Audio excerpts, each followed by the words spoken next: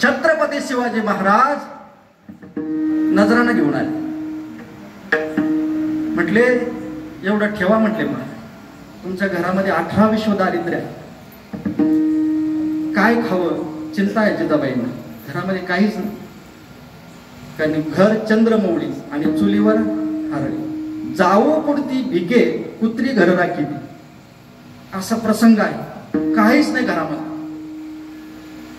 आणि त्या प्रसंगामध्ये तुकोबरायच्या पोराच्या अंगावर कपडे देखील नाही. जिजाबाईच्या अंगावर जी साडी होती ती देखील किती ठिकाणी फाटली होती तपास. 17 ठिकाणी तिचे ठिगळं होते.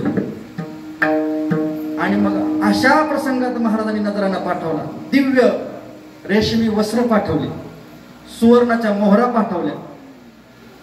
सर्व नजराना पाठवल्यानंतर महाराज म्हटले की आम्ही याचा स्वीकार करू शकत नाही.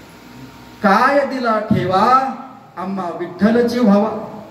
लोभाचा प्रसंग आहे. तर आमच्याकडे कोणी 1 लाखाचं पाकिट घेऊन आलं तर आम्ही म्हणू त्याला काय दिला ठेवा, आणि आम्हा विठ्ठलची व्हावा. स्वानंद सुखनिवास सद्गुरू जोग महाराज यांच्या जीवनातला प्रसंग आहे. फार गोड प्रसंग आहे. महाराजांनी आळंदीला सप्ताह ठेवला होता, फार मोठा सप्ताह. आणि त्या सप्त्यामध्ये सर्व पंक्ती गेल्या होत्या, सर्व नियोजन झालं होतं. आणि एक नाशिकचा एक सेठजी पैसे घेऊन आला, 2 लाख रुपये. मोठा होता, फार गडगंज श्रीमंत. त्या काळात ते 2 लाख बरं का, ते आता 2 कोटीच्या पुढे असतात. तो जोग महाराजाकडे घेऊन आला. म्हटले एवढे पैसे जाऊ दे त्या सुटकेसमध्ये. महाराज म्हटले कशाला? म्हटले काय नाही, सप्ताहामध्ये अन्नदान करा, बोलोक आले त्यांना पाकिट भरा, आणखी तुम्हाला जिथं खर्च करा तिथं करा.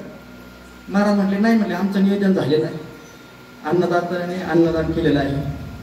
बोलोक जे येऊ राहिले ते बी नारळ घेऊनच येऊ राहिले. म्हणजे आम्हाला नारळ द्यायचं बी काम नाही, तिकडूनच नारळ घेऊन येऊ राहिले.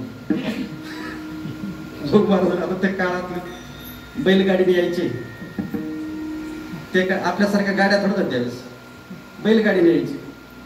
आतापर्यंत ते आपले हरिभक्त परायण वैकुंठ भीमसिंग बाबा, त्यांचे मी काही फोटो पाहिले, ते बैलगाडी कीर्तनाला यायची भीमसिंग बाबा. आतापर्यंत फार काळ नाही गेला. असं जोग महाराजांनी सांगितलं याची गरज नाही आम्हाला, हे तुझे पैसे तू वापस घेऊन जा. आणि मग तो थोडा होताच पैशात, थोडा माज होता त्याला, म्हणजे थोडा म्हणजे चांगलाच होता. तो महाराजांना म्हटलं तुम्हाला देणारा भेटणार नाही पुन्हा, घ्या राहू द्या. महाराज म्हटले अरे देणारा भेटणार नाही, उच्चार म्हणले पहिलं, तुला देखील वापस करणारा भेटणार नाही.